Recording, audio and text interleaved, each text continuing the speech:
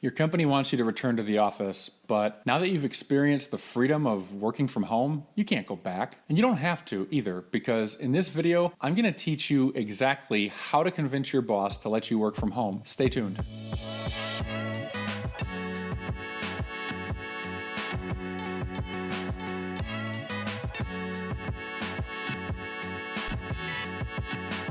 Before I begin, you're probably wondering, who is this guy and why should I listen to him? I'm Doug Howard. I'm a licensed structural engineer and engineering manager.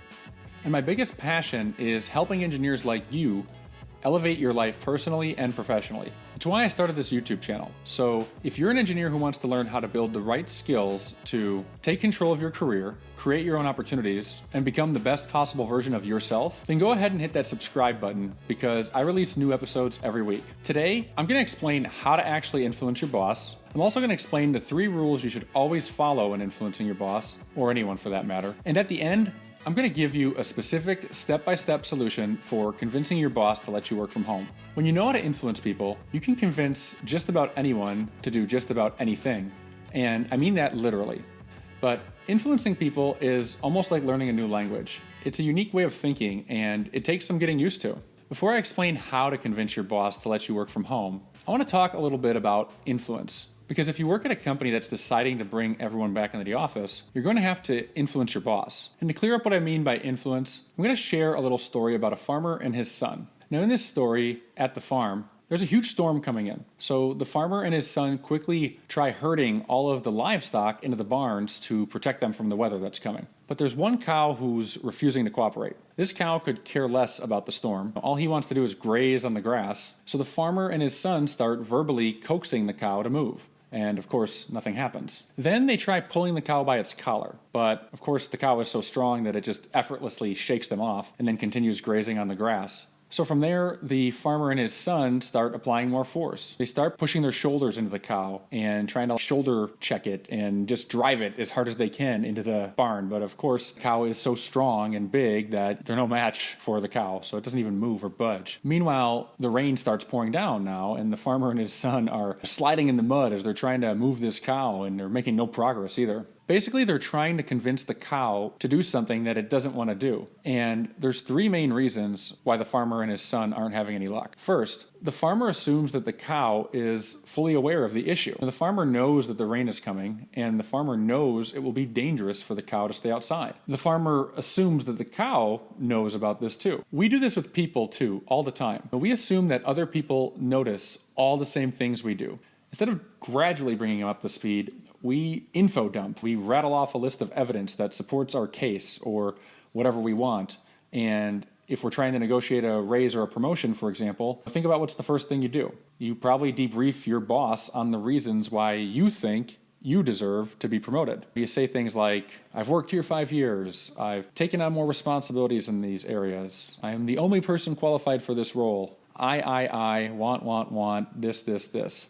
But nobody likes to be info dumped on. In fact, when people info dump on you, it's pretty stressful and overwhelming. It feels like someone is rattling off evidence against you in a jury trial or something. Of course, it's going to naturally put the other person on defense and close them off from even wanting to open up to your idea or whatever you're asking for. In other words, they resist you, just like the cow is resisting the farmer and his son. Now, the second reason the farmer and his son don't have much luck convincing the cow to go into the barn is because the farmer looks at the issue. He looks at it as black and white, and he assumes he's right. The cow resists the farmer, but the farmer just assumes he's right, and he continues to push harder, as if the cow will suddenly realize that the farmer is correct and just cooperate and agree with him and go into the barn willingly. We do this with people. When we're trying to influence someone, we assume that we are in the right. We assume that we are correct, and we assume that if we simply explain all the facts and explain the way we see it, the other person will just objectively agree, as if there's an objective right or wrong in the situation. But in most cases, there isn't an objective right or wrong. There's many different sides to the coin, there's many different perspectives and ways to view things. You may feel like you're truly right in the situation, but in most cases, it's pretty subjective. We forget that people have unique perspectives. We don't always see things the same way as each other. Something that seems pretty straightforward and obvious to you can be pretty difficult for the other person to understand and even notice. which makes it difficult for them to open up to your idea quickly. Now, the third reason, and this one's the most important reason that the farmer failed, it's because the farmer was only thinking about what he wanted in the situation. The cow wants to be outside. The cow enjoys eating grass. The cow probably hates being stuck inside the barn. The farmer is just thinking about what he wants, which is to keep the cows safe from the storm. So even though the farmer wants what's best for the cow, the farmer assumes that the cow wants the same thing as the farmer. And this is the biggest mistake people make when they're trying to influence someone. When you want somebody to do something for you, you most likely lead with what you want. But people aren't really interested in what you want. Instead, people are interested in what they want. The moment you start speaking in terms of what you want, you've pretty much lost the other person's attention. And before I continue this story, if you want me to create more videos on topics like influencing your boss, or anyone for that matter, let me know by hitting that like button. Okay, so there's more to the farmer and his son's story. And this is where the farmer's wife comes into play. The farmer's wife is watching her husband and son struggle to move the cow into the barn, and she's watching from inside the house. Now, she eventually decides to offer some help. So what does she do? She calmly dips her finger into a jar of honey and then walks outside over to the cow and places her finger with the honey on it right in front of the cow's face. Now, she's only using one hand, so she's actually using her other hand to hold an umbrella and stay dry. Now, the cow right away begins licking her finger because the cow thinks the honey smells and tastes good. As the cow's licking her finger, the wife slowly starts walking backwards towards the barn. About a minute later, the cow is safely inside the barn and the wife is completely dry and she's not muddy. Meanwhile, the farmer and his son, they're exhausted, they're tired, they're wet, they're muddy, they're angry, and the wife put about 60 seconds of effort into this to get the cow into the barn like they wanted. Now, how was she able to do this so easily? It's because she followed the 3 rules of influence. Now, rule number 1 when it comes to influencing people is don't assume you're right and don't assume the other person will see things the same way you do.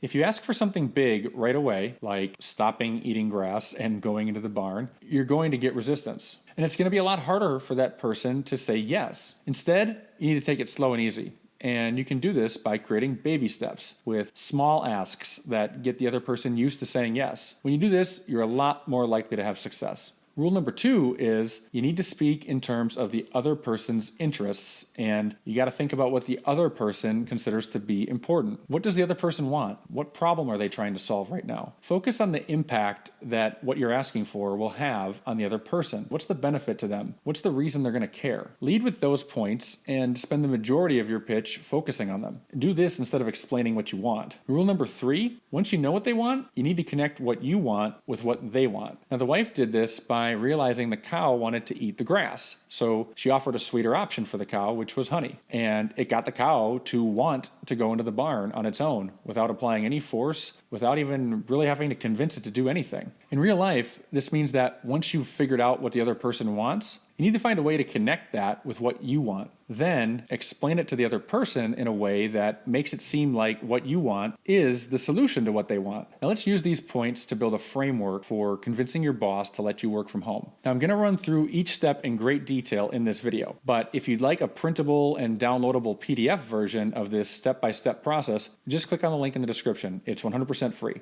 And the first step is you need to prove that your productivity increases when you're working from home.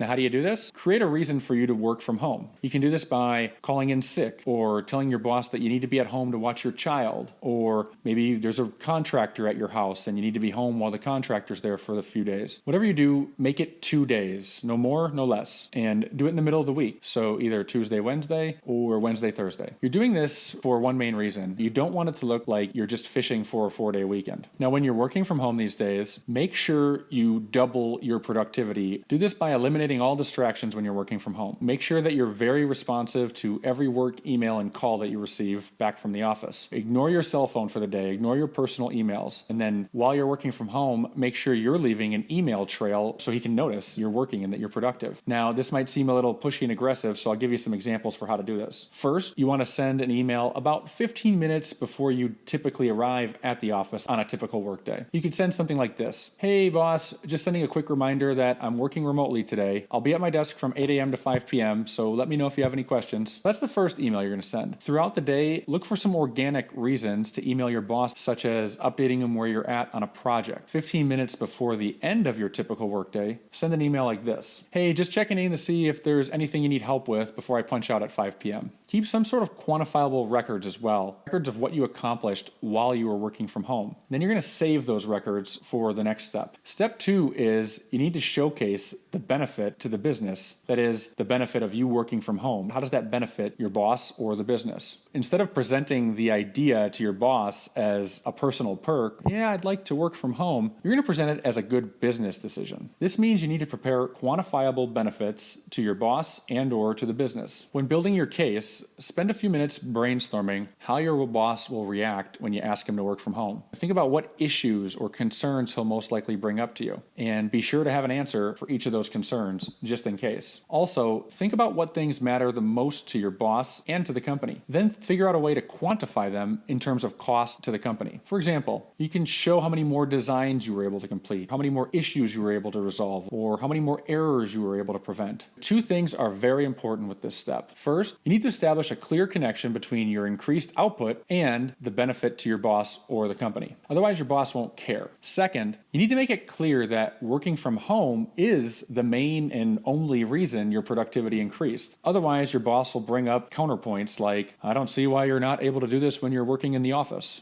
Now, when you have this prepared, move on to the next step. Quick reminder, if you like what you're watching, go ahead and hit that subscribe button. Step 3 is propose an experiment. Meet with your boss and propose that you work from home 1 day a week for 2 weeks. Here's a few pointers on how to go about doing this. You don't want to make this sound like a permanent or irreversible ask. Instead, explain it in a way that makes it sound like a revocable trial period. You want to ask for 2 days instead of 1 day. This gives your boss some room to push back on you so that he feels like he's winning if he tells you 1 day instead of 2. To him, it feels like a compromise. And who knows, if you ask for 2, he might even give you 2 days right off the bat. You can bring up the discussion like this. Hey boss, do you have a quick second? Wanted to bounce an idea off you. Last week, I worked from home on Tuesday and Wednesday. Long story made short, I didn't expect to get much done, but with less distractions, I was able to work more focused throughout the day, and I ended up completing 3 more projects than I typically would. Plus, I was able to put in an extra hour each day because I didn't have to drive to and from work. So where I'm going with this is, just as an experiment, I'd like to propose working from home Tuesdays and Wednesdays for the next 2 weeks. This would be a trial period, and you can veto it at any time. And if something comes up on those days where you need me to come to the office, I'll be there. I'd like to try it out just for 2 weeks. Then after 2 weeks, I'd like to review the results with you together. I'm certain that I'll get twice as much done while I'm working from home. So what do you think? Does this sound reasonable? Now, I guarantee you, your boss is going to respond with a few what ifs. What if this? What if that? What if this happens? This is where brainstorming how your boss will react comes into play, so that you're prepared to address his concerns. And as he says these things, address his concerns swiftly and smoothly, then go right away back into asking again to work from home before he brings up more what ifs. So for example, if his what if to you is, what about your internet speed? Is it fast enough to open 3D files from the network? Respond right away with, absolutely, it won't be a problem. I upgraded my internet last month, so I have the highest possible speed. And I also checked with IT to get their input because I didn't want to bring this to your attention without doing my due diligence. Plus, when I was working from home last week, I didn't have any issues with accessing or modifying any of the 3D files I was working on back then. So what do you think? Would you be open to testing this out? Would you be open to starting next week, Tuesday? You see what I did there is I addressed his concerns right away. I had a few reasons to address his concerns, and then I went right away back into asking before he could give me another what if. Now, any reasonable boss should be open to trying this out when you approach it this way, but you may have to provide answers to a few more what ifs from your boss. If this happens, don't give up. And don't get defensive either. Show that your boss's concerns are valid by saying things like, I see your point, or I understand where you're coming from. Then calmly address each concern. Now, as you're hearing this, you might be thinking to yourself, yeah, this all sounds good, but doing this would push me way outside of my comfort zone. If that's the case, then you're going to want to watch my 2-part series on going outside of your comfort zone. Just click on the link in the description. A couple more tips on this step. For timing, you're going to want to meet with your boss about a week after you called in sick for 2 days, while it's still fresh in his head. And I strongly suggest doing it towards the end of the week, preferably on a Thursday. Do it on a day and a time where your boss is in a relaxed mood. You don't want to do this when he's busy or under a lot of stress. And before this meeting with your boss ends, make sure you schedule the follow-up meeting with your boss. That is, the follow-up meeting to review the results together. Get it on the calendar before you leave this initial meeting. Step 4 is very important. You need to crush it when you're working from home. Make sure the day you work from home is by far your most productive day of the week. Save all your focused work for those days. That's the work that looks good to your boss, the work that the company actually cares about. Meanwhile, save all the BS work that nobody cares about for your time in the office. Things like fielding emails, routine maintenance, filing, cleanup, research, training videos, etc. Save all that stuff for when you're in the office because your boss isn't going to give you a raise or measure your performance based on how many emails you responded to. He wants to know how many projects you're getting done. Now, what value are you bringing? So think about what things your boss is always asking you about. What types of things is he asking you for updates on a regular basis? It's usually project or production specific. Make sure you work on those things when you're working from home and crank out as much of it as you can. Also, you're going to want to save the stuff that requires interaction with people or interaction with resources from the office. Save that stuff for when you're in the office. From my experience, phone calls with people working from home, it just goes slower. It's a lot easier to just walk over to someone's desk and have that interaction in person. So batch all that stuff for the days when you're in the office. Now, this might sound like a sleight of hand parlor trick, but it works. We need your boss to believe that you're way more productive at home versus when you're in the office. And you'll need proof of it for the next step. Before I continue, I know these steps are very specific to convincing your boss to work from home. Is there something else you're struggling to influence your boss on? Are you trying to convince him to make a process change or resolve a conflict that he's not taking seriously? Whatever it is, let me know in the comments and I'll be sure to give you my feedback. Okay, moving on. The last step is step 5, and this one's simple. Ask for more days. You're going to do this at the follow-up meeting you scheduled with your boss. Start the discussion by telling your boss how the last 2 weeks went. Be sure to include quantifiable results that demonstrate your increased productivity.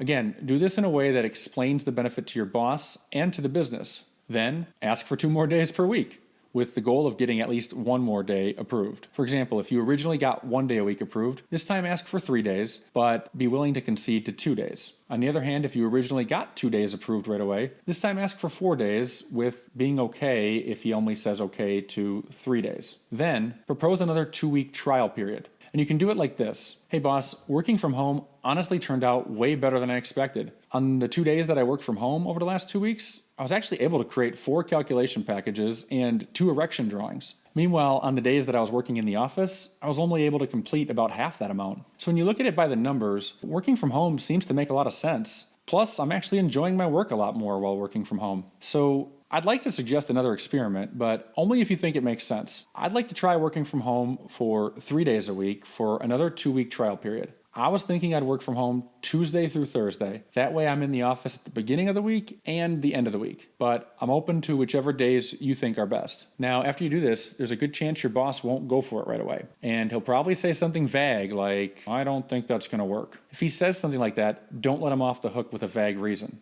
Get him to tell you his concerns so that you can get a chance to put his concerns at bay. Just ask him, hey boss, what's your main concern? Now you'll need to have a good answer for whatever he tells you. For example, if your boss says, well, if I let you work from home, then what if everyone else starts asking to work from home? There's a good chance your boss will respond with that. If he does, you could say, well, that's a good point. We definitely don't want people working from home if they can't be productive. But if people are able to be twice as productive while working from home, why not let them do it on a trial basis? Address the main concern, then go right back into the ask again. So after you said that, you just go right into, what do you think? Can we test this out for 2 weeks on a trial basis? Of course, you always have the right to veto it at any time, and just like before, we can review the results together afterwards. And he may bring up more what-ifs before agreeing to it. If he does, just calmly address his concerns, then repivot back to asking him again. From here, there's 2 scenarios. Scenario 1 is he approves it. If your boss approves it, then repeat this cycle a few times until you're working from home the amount of time that you want to, whether it's some days a week or every day. One suggestion though, instead of asking for another day every 2 weeks, consider increasing the trial period each time. So instead of 2 weeks, you could make the second trial period 4 weeks. And if there's a third trial period, you can make it 2 months. This is a great way to normalize change in the eyes of your boss. You're making it feel like an afterthought. So on the other hand, if your boss doesn't approve your request for more days to work from home, then there's a good chance he'll never bite on it. In which case, I'd encourage you to give some thought to how important working from home is to you. If it's a deal breaker for you, then maybe you want to consider looking for a new job. On the other hand, if working from home is simply a perk, it would be nice, but it's not a deal breaker, then let it go for a while and revisit it with your boss in a few months. That wraps up the 5 steps to convincing your boss to work from home, but I have a few more tips before we go. First, if you're serious about working from home, then go take action right away while all of this is still fresh in your mind. Because the longer you wait, the easier it is for you to rationalize why you shouldn't take action. And last but not least, if you're wondering how to apply this framework towards convincing your boss to do something else, you want him to make a process change, or maybe you want him to back off the overtime, or maybe you feel like you're overdue for a raise or a promotion. No matter how big or small the ask is, you're going to want to check out my 3-part series on persuasion, because I go way deeper into the science behind influencing people you don't have authority over. And I also give you a 5-step formula to follow for influencing anybody to do anything. I included links to all 3 of these episodes in the description. I hope you check them out.